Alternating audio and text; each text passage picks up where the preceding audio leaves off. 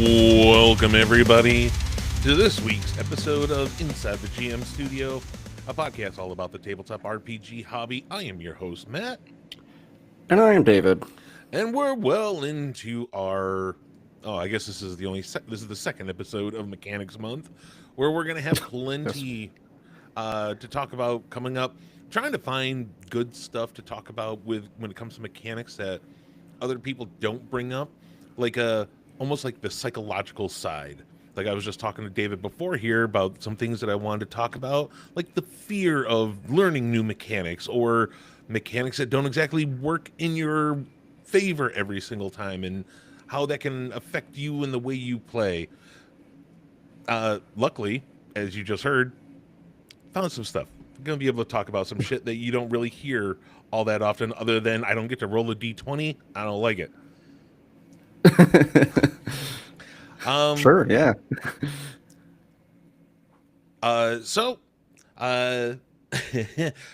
We had our regular Barbarians of Lemuria game the other day, as well as our my game on Thursday. Our Blades in the Dark game is kicking off, and I wrote up a whole document because I'm playing a cult leader.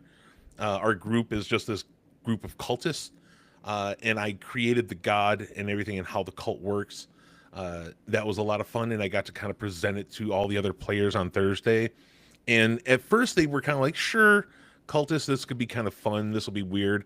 And then as soon as I kind of laid out the design of the cult and the god that we follow, or the Ember Light as I like to call it, they're really in now, and I'm really excited about how this might turn out. We're talking about this one might be we might be playing this for about 6 months. 6-month campaign, so I'm looking forward to see how this goes. I've never played Blades in the Dark more than, I think the last time we did it was a 3-month campaign.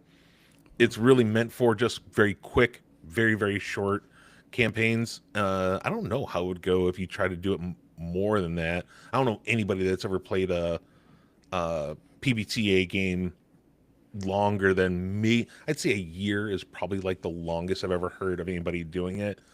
Just because it's so story driven and there's nothing to really work towards other than progressing the story, unless you create a hack for it that gives you some sort of almost like a leveling system that gives you something to work towards and build on. Not a lot of people do them for a very long time. They're usually very short. But that's going to be kicking off into full swing here pretty soon. Fingers crossed, with summer in full swing now, this is the time where, if you're listening, I'm sure you know, summertime is the absolute worst time because that's when all the players, we have shit to do. So games just kind of go on hiatus for a while during the summer. But it was very nice that on Saturday at our Barbarians of Lemuria game, other than the regular players, which was me, Patrick, and Cody, we had a guest as well. What kind of spurred that on, David? Well, I just was thinking that Diana likes to game. She's played VTM with us and played Dungeons and Dragons a couple of times. And she was asking me about the game, like, how's it going or whatever. And I was like, it's going pretty good. And I was like, describing it to her, and she's like, oh, that sounds fun. And I'm like, well, like, the mechanics are a lot easier to learn than D&D, and because it's so episodic, you could drop in and play a session with us and not have to show up the next week or at all ever again. Just you keep the same character whenever you do want to play, but it might be easy enough. And then I'd almost forgotten that I invited her, because she was like, well, I'm going out with a friend on Saturday. And I was like, oh, okay, well, whatever. If you decide you want to play, you're welcome to play. And she's like, well, what time are you guys playing? And I'm like, usually we play about 4 o'clock Pacific time. And she's like, oh, I probably won't be done till about 5. And I'm like, well, if you're interested in playing, we can wait an hour um, for you Hmm. to get here. And she's like, yeah, you know what? And then she brought it up. She's like, oh, I'll be back by like 5 tonight. And I was like, oh, okay. I'm like, well, I'll be playing the game, so, And she's like, well, I thought you said I could play with you. And I was like, yeah. Oh, I was like, I didn't realize that that meant you were going to play. I didn't. And she's like, oh, yeah, yeah. I was like, oh, okay, cool. So we sat down and like made up a character, and um, I I think even although we truncated what we played from 5 till about 9:30, right? So it was 4.5 hours, and that was only because it was only because like I wanted to get through, because like if we didn't get through the quest, then it's like I know she can't play next week, and that means that Hmm. none of us can play next week. Hmm. So I was trying to kind of get through it.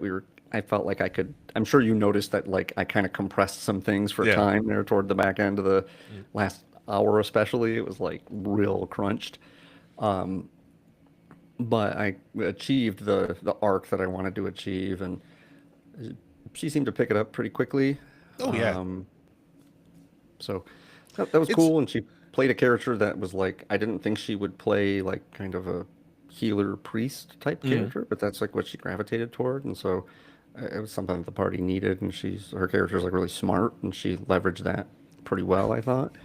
I Uh, love that when she talked about her levels in Assassin, you I don't know if you were being serious because the way that you said it was very facetiously that you're like, bet you didn't see that coming. yeah. No, I was being serious. I mean, I was being kind of smarmy, Mm. but seriously, would you have thought that her character had any ranks in assassin? Because wouldn't have thought that based on her character concept. It was kind of surprising. Yeah, it's kind of neat to have little contradictions like that, though. Yeah. Um, yeah, I was pretty satisfied with the way the game, Dude, I love the way you started it. That uh, was awesome. because I started basically at the end of a quest. Yeah. I started for At the the end of a listeners out quest there that we didn't play. that you didn't play. Yeah. Yeah, so it was just like you basically the start of this quest was that the party had pushed into this temple to get some riches with a character that Patrick's character had kind of put everybody in contact with. And Patrick's character has the gullible flaw, or they called flaws, or Yes. boons and flaws. Yeah. Yeah. So it was like, oh, okay. And this guy ends up double crossing them, and then they get marooned in this temple. And since they had sailed to this island, they were like out in the middle of nowhere now, like on this island left for dead. So it started there, and the this quest was basically just like a quest for revenge to like get their riches back and to punish the guy for betraying them. So I just thought that was kind of a neat concept. Also, it just kind of felt um, thematically appropriate, like a double cross, and just kind of starting at the you're already in this temple, like especially because we just start with like a big bad fight, which I thought was kind of Yeah. fun. Well, it made me So think of like old TV shows where it started at where things got turned around, this big action scene, and it's just like, yep, that's me. Bet you're yeah, wondering how I got here. yeah, it's yeah, that's kind of what came to mind too, a little less tongue in cheek, but yeah, um, that's a thing. I don't think you should need to go back and narrate. Like I just kind of told you, like, you're here, and we Hmm. just started with like you guys are just standing in a black room, and then like you light a torch, and then oh, there's a giant snake here that's going to try to kill us. We have to figure out a way to get out of here, how to get back to land. Um, I compressed some things there.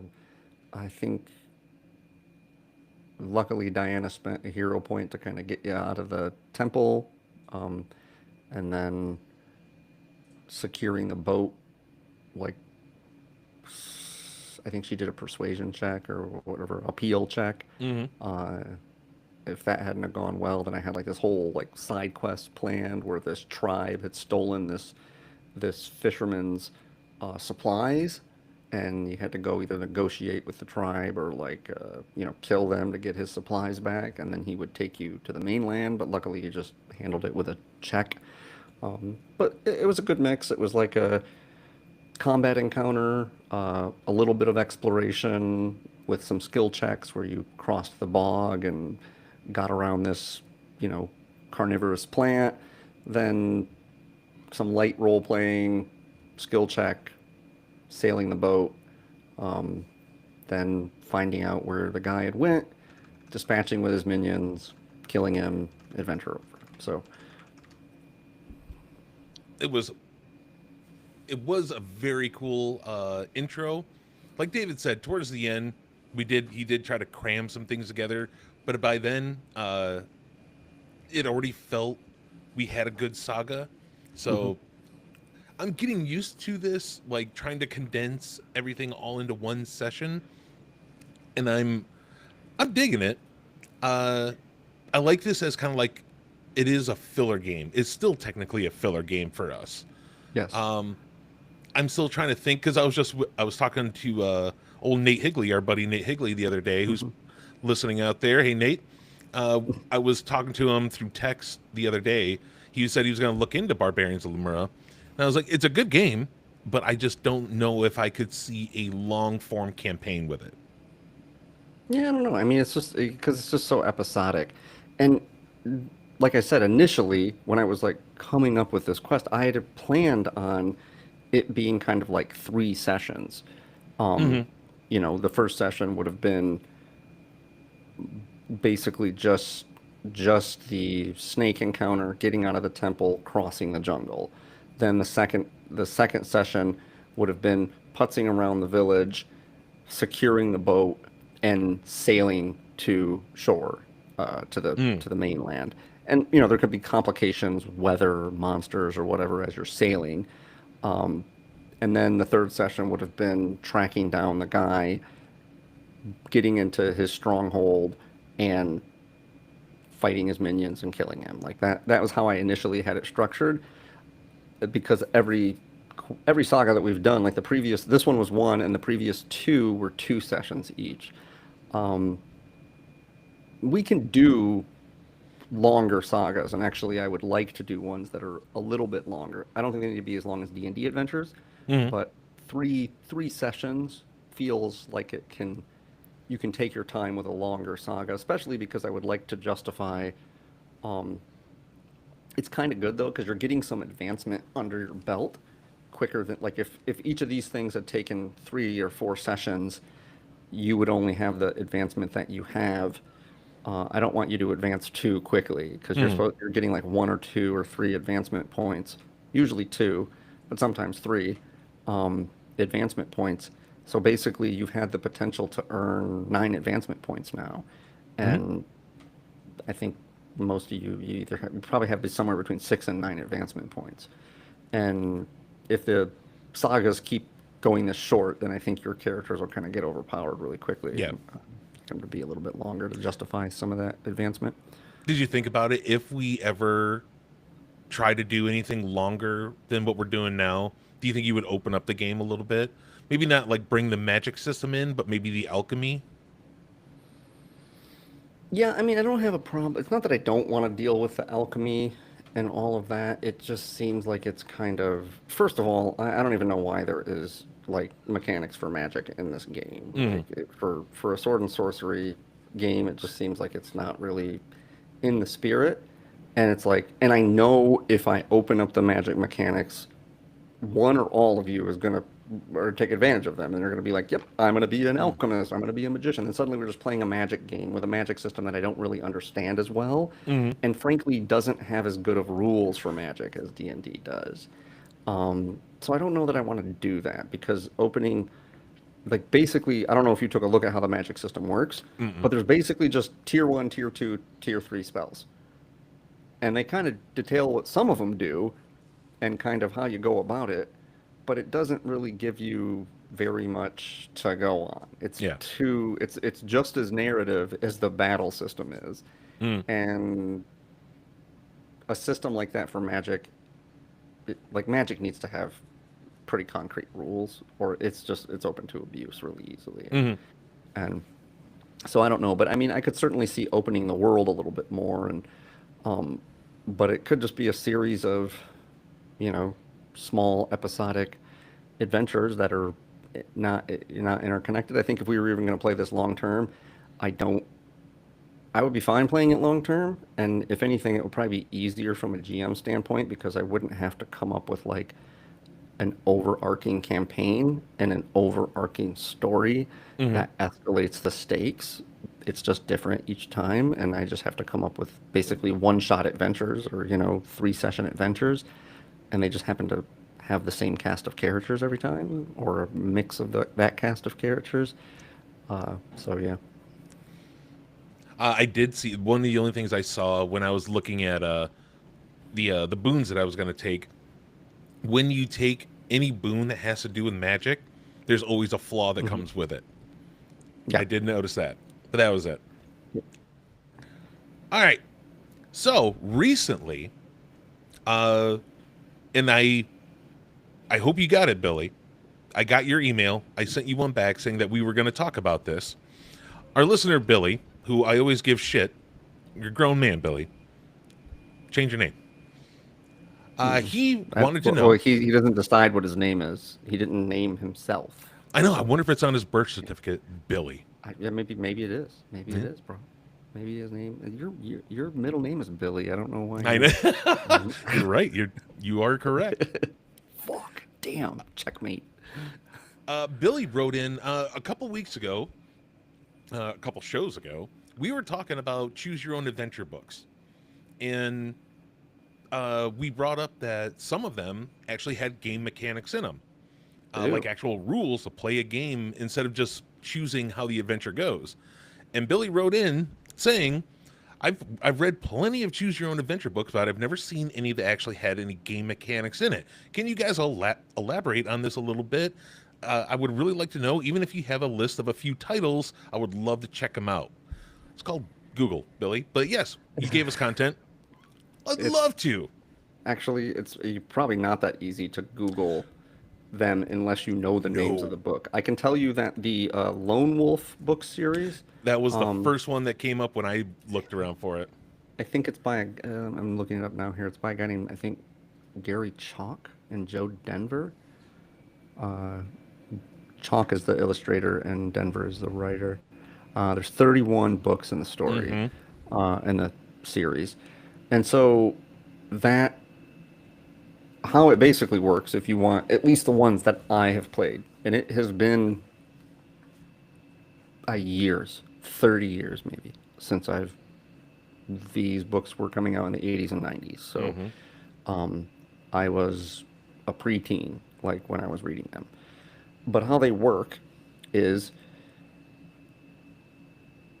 the book comes with a little character sheet, and or you know they just say like here this is what your stats are, like just get a pen and paper, and then it just says like here are your three stats. There's just lays out the rules for character creation, and you distribute points based Mm-hmm. on um, the prescribed rules and what type of character you want to play. Um, so you lay out your character, you design it from the ground up. It tells you this is how much health you have depending on this, and here's some equipment that you can choose from, or you have X amount of gold, and it'll give you price just like in a D&D book or whatever. It's just really, really flattened. Um, some games that I've played just have characters. I have one here that's actually fairly modern. It just came out a few years ago. It's called Into the Dungeon. Um, Ooh. and I believe maybe Wizards might even make it. But it's a D&D based fantasy choose your own adventure book. But there's characters already created in there. And if not, then they give you the rules for how you create the characters. Mm-hmm. And so once your character is created, you just start reading the book. And the Lone Wolf book used to have it's just like a random number matrix, and it's just like numbers from 0 to 9. And what they tell you to do is anytime you need to randomize something, you close your eyes and you take your pencil and you just kind of like move it around and then just stop randomly and whatever number you stop randomly on, that's what you get. But I'd already discovered D&D and D and knew what a 10-sided die was, so I Yeah. just rolled the die. It's much, much, much easier. Yeah, the And books that I read when I was a kid had a little like a six-sided die next to the page number that was always random. It was always a random number that you would flip through the book, and whatever page you stopped on looked at the die on there. That was the number that you got. oh, that's kind of a neat way to do Mm, it too. Also, it's less when you actually have a die. I think you're less likely to kind of cheat at it. mm, So how it works is you just like read through the book, and when you get to certain junctures, just like in a regular choose your own adventure book, you can choose to go to one spot or another. And then sometimes it'll just give you an option like if you have strength of 2 or higher, you can break down the door. If you want to break down the door, then go to page X or page whatever. Um, or if you have, a charisma score this or higher, you can negotiate with a guard. Or if you have agility score, dexterity, whatever it is, higher than this, you can sneak past. Um, some of the options are like that. And then other options, like you actually get into combat. Like if it tells you that you're getting into combat, then now it's like, here's the monster, and it gives you the monster's little stat block. And you just go back and forth with the monster attacking you and you attacking the monster. You keep track of your health. You keep track of your equipment because you pick up things, in the dungeon. It says not you add this to your equipment list, right? And the end of the dungeon game that I have has some of this too, where it's like you come into a room and there's torches lit all over the place. Do you want to take a torch? And you go, yeah, I'll take a torch. And it tells you, like, well, if you have a two-handed weapon, you can't take a torch. And you go, okay, so you have to have a one-handed weapon. And then there are certain areas of the dungeon that you cannot explore unless you have a light source. And then there are certain things that happen that, like, can douse your torch, for instance. So you just have it in your hand, can gain access to certain areas of the dungeon with it, or without it, you can't. And then certain things douse the torch, and sometimes they have things embedded in the book that, like, if you have the torch, you can wave it in the troll's face or whatever. And so there's all sorts of neat stuff like that that's just like all interconnected. Some of it has to do with equipment you pick up and it carries over, and has some use later, or doesn't. And then some of it has to do with your raw stats and your fighting, and then some of it just has to do with other normal choose your own adventure stuff. mm. Is basically the crux of how it works. Did anything in the I don't know if you know any other titles, Matt, that might be useful. So I remembered from years ago looking into this sort of stuff because I was looking to add some older titles of TSR. I wanted to expand my TSR collection on the Mm. shelf behind me, my own RPG collection, and I found um, the Flash Gordon role Oh playing yeah, game you mentioned from this. Yeah. TSR, as well as the Indiana Jones role playing game from TSR. Both of them aren't really role playing games; they're more choose your own adventure because you play Indy or Flash Gordon or a character from their group. I think it did give you like options that if you wanted to create your own, it was possible. But I remember those were the first ones I ever saw, Mm. and those are the ones that are supposed to be like the very first role playing IP role playing games. And that was the only way that they could do it, is that it's more of a choose your own adventure instead Hmm. of a real just you know made role playing game. I looked up some of this stuff that they did for the old Flash Gordon. The system mechanics here. This has what you had for creating a character, but it was very weird because it said for your character roll 3 average dice. All it said was average dice. Nobody knew what the fuck average dice was. Maybe a D6. I So would that's what assume they. that's what it means. Yeah. Yeah. For the following 4 statistics: physical skill and stamina, combat skill, charisma/attractiveness, and scientific aptitude. Uh, and then they also gave like some numbers that you could use: 2, 3, 3, 4, 4, 5, and then spread them amongst there. And those were just your stats for this story going forward. And as you progress through this, as you're reading the book, at the whenever something came up, they'd say, if you want to use, this stat, this stat, this stat, roll that, and then check your results at the bottom. And it would Hmm. say, if you rolled yada for yada, go to page this. Yep. And that's how it would work. And I thought that was kind of cool because they were short. They weren't as long as your regular choose your own adventure, which are already short stories, really. If you picked up a book, it's like, what, maybe 120 pages? Uh, Well, I think it just depends. I mean, like the ones that I remember reading were thicker, but you're not reading every page, right? right. Depending Yeah, on yeah. how You're you bouncing navigate. around. Yeah, yeah, and so you can do it like, in an hour maybe, Mhm. 2 hours. Like you just But read these because things, each page like has sections that are just like short and just kind of carrying you through. yeah, but like the Flash Gordon and the Indiana Jones books, like they were super thin. Like Mm. they were only like maybe 50 pages at the most Oh, each. Uh, but I think they had like each page was so dedicated to different, because it was also different paragraphs that you would yeah. move to on whichever page. Hmm. And so I think that's how they got in so much information into a very short book, at least trying to keep the page count really low. Yeah, I like choose your own adventures with mechanics for um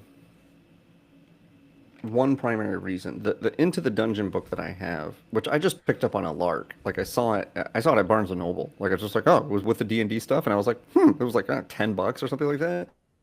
I was like, "Shit, this is fun. Takes me back to my childhood or whatever. Like I Hmm.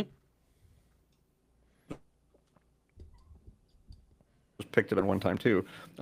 That's typically a choose your own adventure with mechanics is best almost with another person as a check. Like one person is reading the book to you and asking like, "What do you want to do?" And then you go, "Okay," because otherwise you're kind of like, at least I would suspect it's easy to cheat. It's easy just to be like, "I'm not Oh dead." yeah, well yeah. If you don't like your Um, role, just be like, I'm gonna go with that one instead.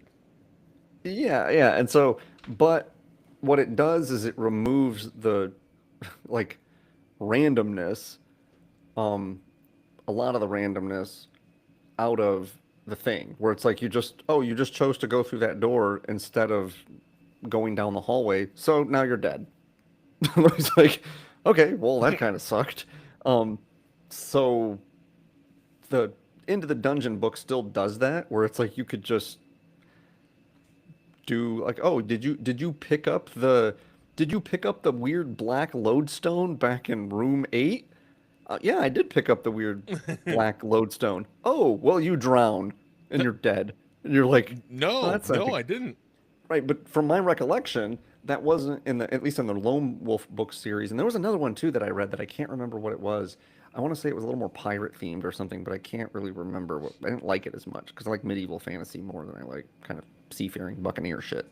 Mm. Um, but from my recollection, there wasn't really any of that. It was like you just you just went along the adventure, and if you took too long of a route through the book to get to the quest result, then you just eventually would die. Your statistics would govern that you died, and so you would make different decisions where you'd be like, fuck, I'm kind of low on health, and there's really no, like, unless you find something in the book that gives you health, like that's just your health. You just have it for the whole adventure. There's no healing or anything.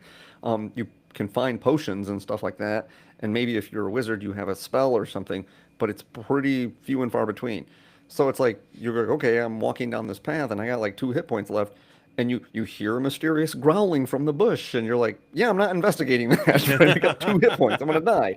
And so, uh, I kind of liked that you had mechanics that statistically governed whether you failed instead of just like you made one wrong decision. Now sometimes there was even a mechanic I believe in Lone Wolf that was like a flee mechanic. Like if you were fighting a fight against a monster and it was kicking your ass, there was a mechanic that was like depending on what your dexterity was or something, Mm. or depending on what class you chose, I think maybe, I don't know. Some like each like warriors and big armor and shit can't run away as easily, but they're more formidable at fighting anyway, so they don't need to run away as much. But like wizards are weak, and like rogues are often fast and kind of slippery. So like instead of attacking, you could roll a flee. Like you could roll like it'd be like a number. I think it was actually below the number, or Mhm. maybe it was higher A than. But lot it of would the be stuff like, back then where it was all roll under. yeah. So it would be like if you had like if you were a rogue, your flee die was probably like a 4 or a 5, which means you roll a d6 and you just have to not get a 5 or a 6. Mm. But if you were a warrior, it might be like a 2, so you like have to get a 1 to run away, and then you would just go back to the last juncture that there was a choice to go down path A or path B. You went down path B. There was a troll. It beat the shit out of you. So you ran back to the area where you could go down path A or B, and now you go down path A and you just proceed on that way. And so I like that it gave you a little more agency, a little more autonomy for how to navigate the story. And they're pretty fun, especially if you just have a D10 instead of the random number generator. I toyed around with the idea of like designing one on my own, because I think it would be fun. And I've never encountered one that I thought was the kind of what I wanted out of that. Like Yeah. they're never like the story and the prose and everything, and the mechanics were always just either like overly flattened or kind of silly. It would be better done this way. And um, reading through enough of them, I'm like, yeah, there needs to be more of this. There needs to be more items that you can find. There needs to be more, you know, of whatever element. And so I was like, I Hmm. could just probably design one, but it's a little tricky. I do remember. I'm trying to remember what the hell. I don't know if it was Lone Wolf, but I remember that there was these little fucking monsters, and you come across them, and they're like these little leathery kind of like troll creatures or whatever. Like they're little, like the size of goblins or whatever, and they're just kind of like, they have like big ears and like leathery little like bodies and stuff. And you come across them, and they have a stick, and like someone and they like pitch a ball at each other, and they're like hitting it with the stick. And the names of the monsters are bays, and it's baseball, and you can play Oh. baseball with them. And it's like that stuck in my brain for like 30 years. Because it took me a second as a kid. I'm like, what the fuck is a base? Base. I was like, what Mm. bays? Like these monsters. And I was like, oh, I see what they're doing. Baseball. Ha Yeah. ha ha ha. Right. And you can Beautiful. play the game in there or whatever. And it's like, and if you do well, then they like you or whatever. It's like super bizarre Mm. shit like that. I was looking. I was looking up other game books besides Lone Wolf, and goddamn, I found a forum here with just people that they're just geniuses when it comes to this shit. And one thing I wanted to bring up as I was looking at, because he was like, okay, so first, if anybody out there is interested, the first person says the go-to choice seems to be fighting fantasy, but I'm not really a fan. I don't like the one true path syndrome. That's what I wanted to bring up when it comes to choose Ooh. your own adventure books. That when they are gamified, there's the one true path that a lot of people try to steer away from. I'm guessing that means that you have to play it a certain way in Yeah. order to get to the end. Which Yeah. I wouldn't say that I'm not a fan of it, because I think it's Wait, what? replayability. There's replayability to it. Then you don't finish it, start over. Depending on how big the book is, first of all, and how far you got in. I guess I should say, if it was a larger book and I was towards the end and I failed, like, I'm just gonna go back to the last chapter and we'll start right Yeah. there. I didn't take my finger off the page. I didn't take my finger off the page. Yeah. Um, I don't know. I just like D&D. I think if there's one correct way to do it, um, that takes a lot of the fun out of it, especially if you're going to have something that has different types of characters, right? You could play a wizard, you could play a cleric, you could play a rogue, you could play, and if there's one way to navigate through that's correct, Hmm. then when you stack up all of those stats or decisions or whatever it is, then you're going to go, okay, I see what the best way to get through this is. You have to, at this juncture, you break down the door. At this juncture, you swing across the rope. At this juncture, you have to fight the monster and kill it. At this juncture, you go, okay, so it seems like strength and dexterity, or okay, so it's best to be the warrior, and then it's just Yeah. like what's with the other characters, right? Or Hmm. you're so if it's best to be one character in a scenario like that, then it's typically poorly designed. Um, so you would have to have like a variety of options. And again, this goes back to my point of the what I was saying about player autonomy, reader autonomy, is it's like it's not satisfying to go just like, oh, I just opened the wrong door, and now I'm dead. Like it's like, Hmm. okay, it just seems how like if you're gonna do that, then the person reading the book should be able to pick out through some clues in some way that um that is likely. Like remember the old Dungeons and Dragons video game, the Capcom one, where it's like, hey, you can go around the mountain, and basically it's like two levels. Like you have to go two like entire like levels with like 5 screens each or whatever, and each with a mini boss at the end to circumvent. Or you can take the mountain pass, but in the mountain there's a dragon, Yeah. and you go, yeah, it's quicker to go through the mountain. Let's go and we'll just deal with the dragon. And then they come back and they go, yeah, but it's like an old dragon. And you're like, yes, go through the mountain. And it's like, but like this dragon is really tough and really hard to beat. And you're like, dude, I want to go through the mountain. And they're like, no one has scratched this dragon in like a generation. And from what we can tell, he's like the most powerful thing in the entirety of all of the world. And you're like, then if you go, yeah, I want to fucking go, then Yeah. they'll take you in, and all you do is you go in. It saves you a lot of time in the game. You fight this one dragon, and then you're on the other side. But if you think like it used to be an arcade game, if you think that's saving you quarters, it's Mm-mm. not. I can tell you it's No. not. The dragon is. It takes up the whole. It's like its head and hands take up the whole screen. Yeah. Like there's barely room for your character. You're like hitting it, and you literally can't damage it for like a portion of the fight. And then when it breathes fire, the fire covers all of the screen. There's no escaping it, and it just no matter how much health you have, it kills you. Yeah. Like it just kills you, and you have to, So it's like a quarter guzzling, but stuff like that. Like if there was some sort of safeguards where you go like, okay, hey, like some sort of clues in the text that would indicate that you were getting into trouble, not just like you come up to a plain wooden door. It looks just like every other door in the dungeon. Do you want to open it? And you go, sure. And they go, it's a mimic and it ate you and you're dead. And you're like, fuck, how? Like, I didn't have any way of knowing that. So I don't like that sort of shit. And that's kind of on Mm. the same notion as the one true path. It's like if you just make the bad decision, and even if it's not a bad decision if you have no way of knowing that it's a bad decision. Mm. Like it's just baked in. And so I don't like stuff like that. I like a multitude of ways to get to victory. Yeah, I prefer that. What do you think of this one? So the Blood Sword, so, Jesus Christ, the Blood Sword books. Uh, in these, you can play up to 1 to 4 characters at a time. Uh, How's I that think work? that is like their niche thing for their titles, but I'm not sure. I just see How does this that? that I don't Blood know how that Sword, works. yeah, uh, still available on Amazon and highly recommended. In Blood Sword, you can play between 1 and 4 characters. Yeah, I don't know, but that might be Huh? something that I look into. Yeah, that's neat. This one here, this is where I want to go. Okay, so this person, let's see, Kieran. This was probably fucking years ago. Oh yeah, September 1st of 2015. Uh, was bringing up this person just seems to love choose your own adventure games, and started talking about them.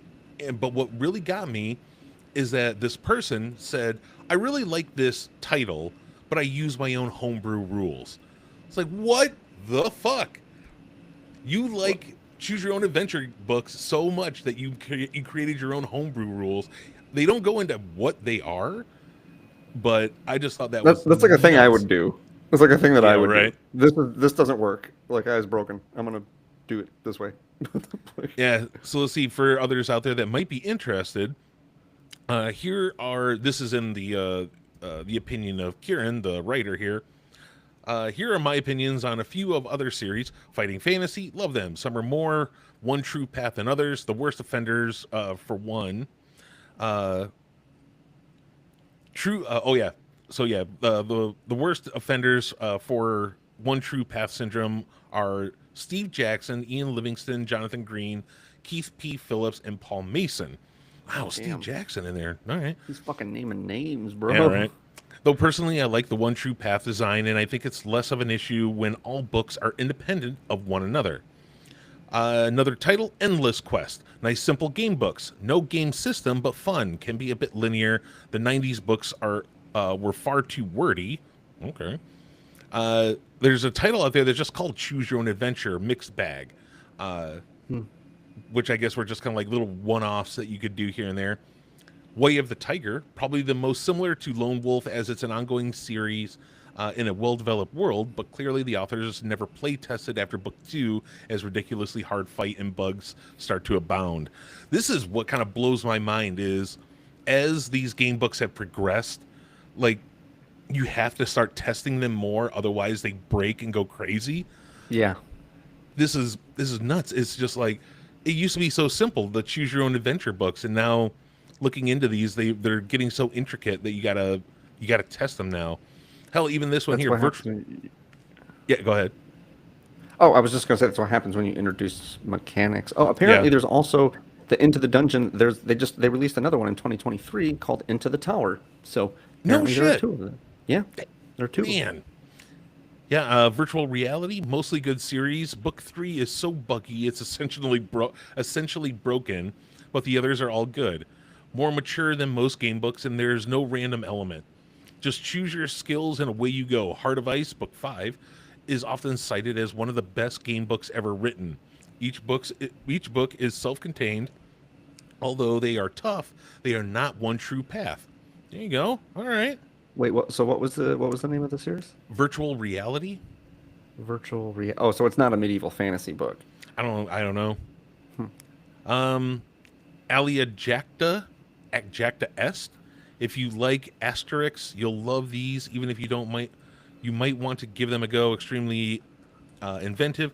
Sagas of the Demon Spawn. Well What is it? written, if somewhat wordy. Conan-esque game books by J. H. Brennan. Unfortunately, lumbered with the most horribly cumbersome and poorly designed battle system you will ever come across. Wow. There's an Uh, app for it. The app version uses a different system, so it might be better going for that. Damn. yeah, they actually there's uh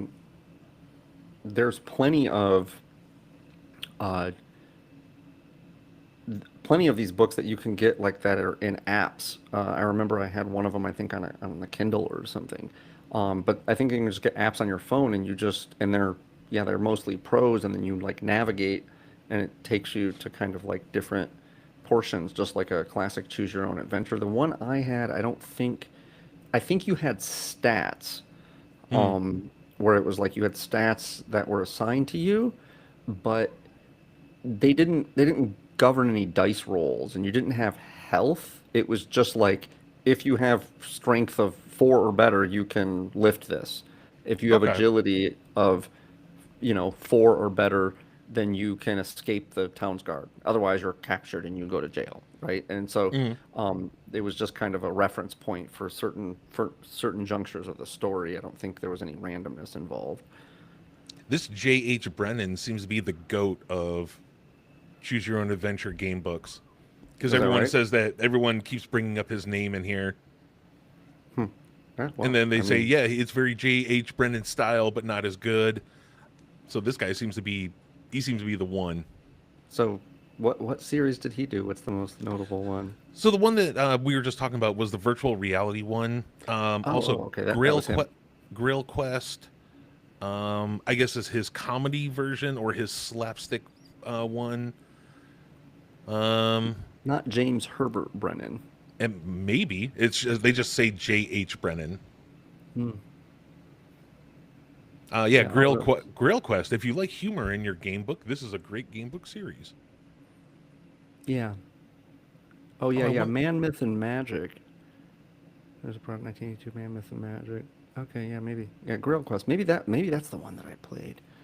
The Warlock of Firetop Mountain. That sounds familiar. I don't know. Yeah, I used to get them from the library like at any amount that I could. Like I just get tons of them. Just go through them. I was really into them. Man, I don't. I think I might be going down a little rabbit hole of game books now. seeing what I can find and seeing if anything new is coming out. Because some of these, even though this forum was from 2015, it seems like there's still more, they're still relevant, that people are still making them. I mean, like I said, the End of the Dungeon that I had was at Barnes and Noble in just the gaming section with all the other D&D stuff.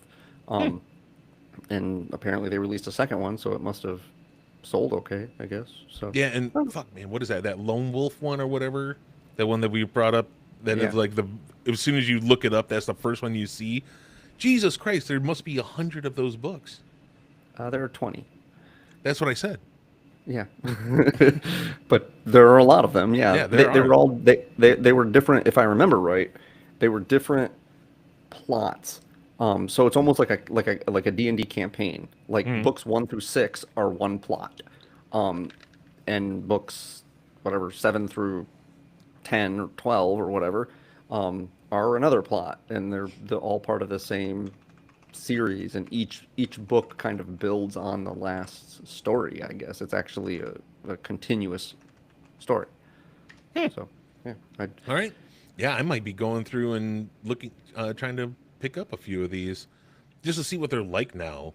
I want to know if they have progressed and like become more, like how much game is in these things now, because I can just I can hear it now that they're just more game than the actual book.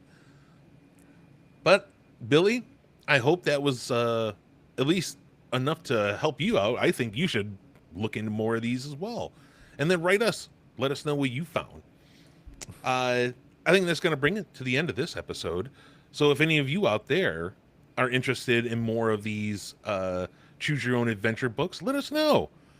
You can send it to insidethegmstudio@gmail.com. Why aren't you playing? Play. Thank you. You can send it to insidethegmstudio@gmail.com and let us know, hey, you know what? I read these books and they're pretty fucking awesome. I read these ones. There's no real game mechanics, but they're also very awesome. Or you can write us and just be like, dude, you're fucking wrong. Shit sucks. Or and I'll write back, your character is dead. Yeah. J.H. Brennan is a fucking charlatan and sucks. Okay, great. Or come on, watch us, twitch.tv/InsideTheGM Come watch us live and interact in the chat. But for this week, for Inside the GM Studio, I've been your host, Matt. And I'm David. Good night.